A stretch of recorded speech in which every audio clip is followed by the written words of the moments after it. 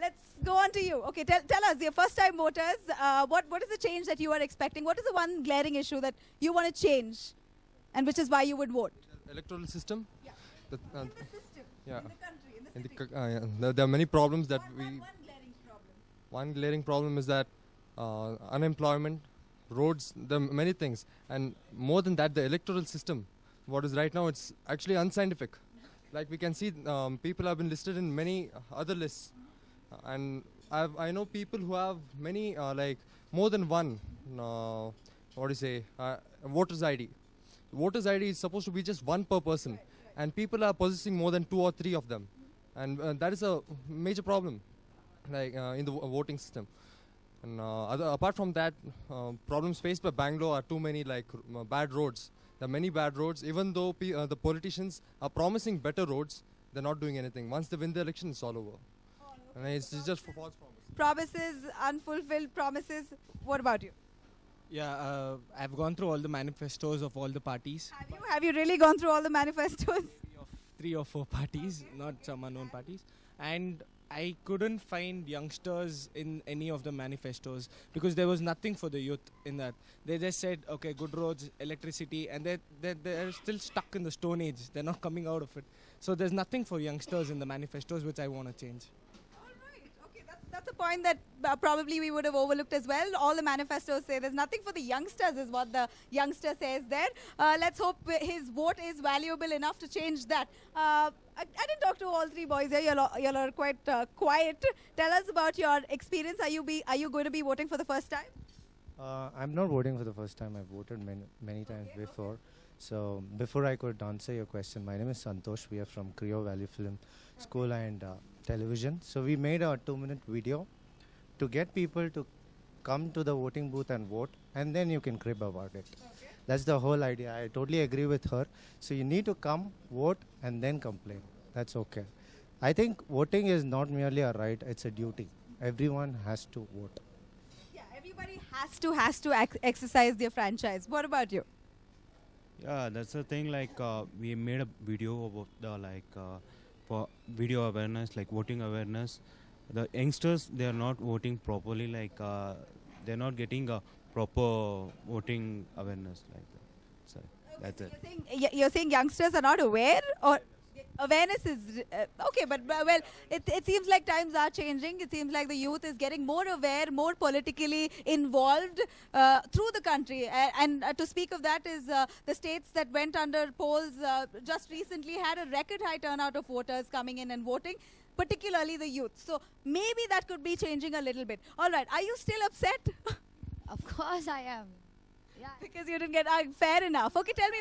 Guy who's the Anant Kumar, yeah, he had come to this particular apartments. I stay in Oakwood Apartments, so he wanted to come there and talk. The meeting was around 10 o'clock, so he comes at 10:30, and then he talks. He's like, "Please vote for me. I would make better India, whatever." So we're like, "Fine."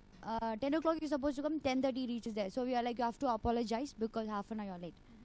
Like especially this Oakwood Apartment, the committee members are like damn screwing. So they did ask him to apologize, and the next thing was like, "Why do we vote for you?" And we had all these questions. I don't know, maybe because of that he cut my name or whatever. Is that revenge politics? Yeah, that's one of the points. I honestly... Not for Anand Kumar, I hate him. I love Modi. No, speaking personal... I just wanted to vote for Modi very badly. All right there. You can vote for just about anybody you want to. We're not getting personal here at all. So, yeah. I would like to say a few words in defense of the Election Commission over here. Firstly, that for the past 2 months or more, there has been regular bulletin coming out in newspapers and other media from Election Commission urging people to go out and check if their names are there on the list or not. Most of the time, we do not do that. If we do that, we will find whether it is there in the list or not there in the list, and we can take appropriate action. We do not surprise ourselves on the day of voting whether our name is there or not. Secondly, I was discussing this issue with one of the agencies who does for Election Commission, and they found that, for instance, in Bangalore, there's a lot of shifting population. People come on jobs, people leave jobs, people take another job from Malleshwaram to Koramangala. They shift from Malleshwaram to Koramangala. So in this shifting scenario, cleaning up the voter list is exceedingly difficult. And because we citizens do not care to actually inform any authority that we have come from this area to another area. This problem is not there in rural areas, because in a rural place, a person has a home and they are living for 50 years, 100 years in the same home. But Bangalore, the story is completely different. So while the Election Commission and other NGOs are trying to help more and more people getting into the electoral rolls, we as citizens should also do our bit to help them to help us in a way. That's exactly what my question was. You always point fingers at the other person, but are you ever pointing fingers at yourself? So like Ashish said, you need to go out there a few days before, in advance, go out there and check if your names are there in the electoral list. If you don't do that, this is what's going to happen. Sir might have a different story to say. Go on. Well, as much as I agree with what my neighbor says, but there was an instance of my neighbor who is a doctor, and he's been in the area for more than 20 years. He went 2 months continuously to the department to find out why his name is not there. And he goes today and finds his name not there.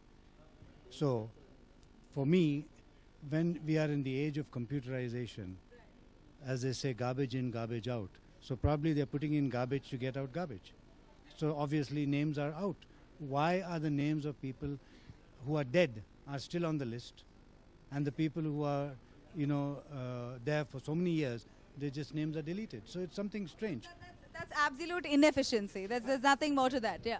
Let me just point out over there that my father and me both checked online to see whether our names are there. Now my father gets a slip home with his number and everything, saying this is your voting number and everything. You got to take it and give it there. We went online, the page wouldn't load. We tried 3-4 times. This is prior to elections. This is a few days before. Okay, we tried it, nothing's there. We went, my dad's already got everything home. He's got all his numbers and everything. Put that number in, it says it doesn't exist. Now you tell me, if we go online and even if we check it's not on the thing, what can we do? Then we go there and they say, sir, I'm sorry, you're not on the list. Finally, we find his name on 2 lists. And that's only because of our efforts. Now you tell me who's wrong over there. Is it them or is it us? All right, so pre-checking, you're checking websites don't load and all this, while India boasts of technology on par with international standards. What do you have to say to that? When you're doing your bit and the Election Commission is not efficient enough? No, I don't say that the system is 100% correct or perfect. No, it's not. But then we got to keep on making an effort to improve the system as much as possible. I wouldn't be able to say that 100% people are covered. No, that's not the case. But then all I'm saying is it's a tremendous effort on the part of the Election Commission and them to remain politically neutral, to do it with all the pushes and pulls, and they get. Isn't it their job? Isn't it their job to do that? Their whole and soul, and their work is focused on just that. Our Election Commission are being asked to actually go and create systems in different parts of the world, and that is true. Is because even though our system is not perfect, it is by far better than many countries, and we can't really compare ourselves with the Western advanced countries. One is their population is much less. 2 is they already have systems like, for instance, Social Security number. Now, Social Security number is being given by the government, okay?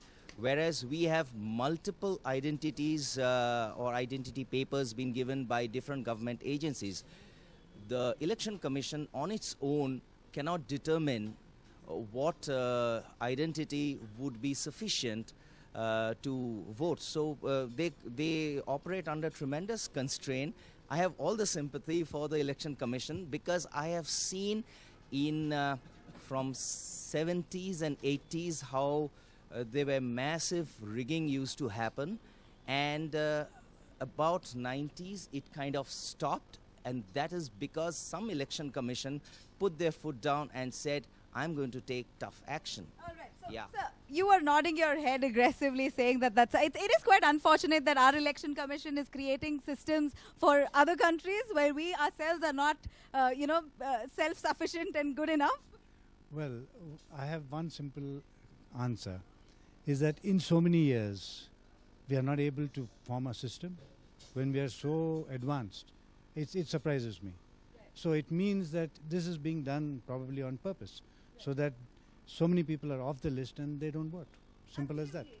Absolutely. Vested interests is sure in the picture. People, the election commission, like Ashish says, definitely we need to appreciate their efforts, but at the end of it, we can't ignore the fact that all these people, a lot of them sitting here, were denied from casting their vote. Not because they didn't want to vote, because their names are not there in the electoral list. So that is very, very disappointing when an election commission goes all out in campaigns and invites people to come in and vote. This is very demotivating. So it may be, we can cite the election commission when it comes to, handling the kind of crowd. And you're saying Bengaluru has a lot of shifting, moving crowd, people coming from different parts of the country to the city, moving in and out. Fine, all that fine. But at the end of it, that's a job, and the job always needs to be well done. Right? All right. So we've somehow come towards the end of our show, and I'd like it if any one of you has something very special to tell our audience. All right, Arun. Okay, I've just framed this rap right now. Oh, you have a rap. All right. Let's give a hand for Arun here. Okay, this is for those lazy guys who are not willing to vote. So it goes like this. I wake up every morning late thinking what's happening in my life. In my life, I lead a sad life. I walk up to the tall window of mine, peeping out, looking at that polluted sky, waving high, trying to tell us something which we don't know, something we should try to know. When we don't know, when do we know? Why should we know when we don't want to know? There's something holding us back, please let it go. Open your eyes to the real world, which you don't know, which you try to know. A lot of good to know, a lot of bad to know. I think you know that good to know. For bad things, please say no. Buckle up, partner, time for a change. Please go and vote. Wow! I'm impressed. I'm so impressed. Arun, what are you doing after office hours? I want to meet you. That was really cool. All right, pretty girl. What do you have to say? Now, we understand that you are disappointed, but will you go out there and vote the next time around? Of course. I'm really disappointed I didn't get to vote this time, but that's not going to stop me from being able to vote the next time. I will still go out and vote, and still go out and try to make a change. All right. You're still going to go out and vote, still go out and contribute to change. No siding parties. Do you still have something to say? No, he has 2 voter IDs, yeah. You have 2 voter IDs? Yeah, one. You didn't tell us, and you didn't tell us. It's in his pocket. Yeah, It's in your pocket. Open it and show it to us. He has 2 voters IDs and he's not telling it. Wait, did you want to vote twice? No. Yeah, then what were you hiding? Yeah, show. See, there you go. Hold it up for us. It's yours. 2 voter IDs. Lucky him. Yeah, okay. All right. So that go. You see what the problems are like. The 2 voter IDs. I mean, what do we say? I have nothing to say. But okay, let's come back. Actually, you know what? Let's end this whole thing on a lighter note. Let's ask ma'am to sing a nice, beautiful song here once again, urging all the people, all our News 9 audiences to go out there and vote another 3 hours before the polling booths shut. So, ma'am, go on, and we're all going to be singing with you. Fantastic.